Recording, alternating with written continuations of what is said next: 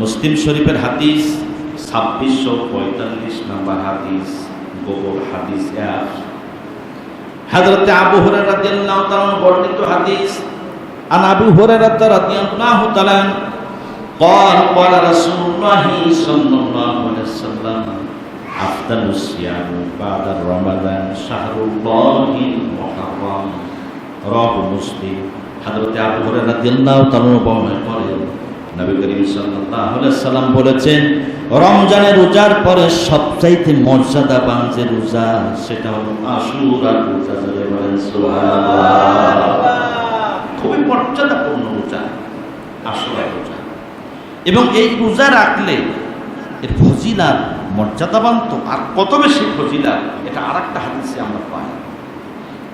এটা হলো ইবনে মাজাহ 1738 নম্বর হাদিস।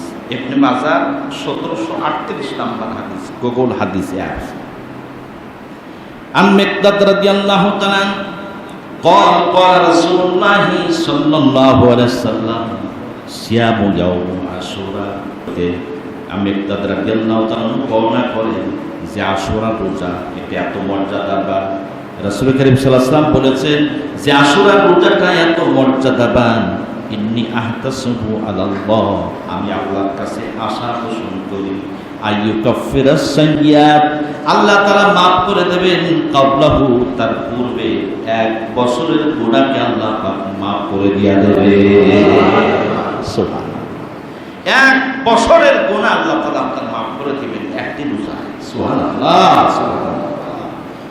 তবে এখানে আরেকটা কথা আছে, সেটা হলো কবিরা গুনাহ এগুলো আপনার খালেস তওবা ছাড়া মাফ হবে, এটা সগীরা গুনাহ মাফ হবে।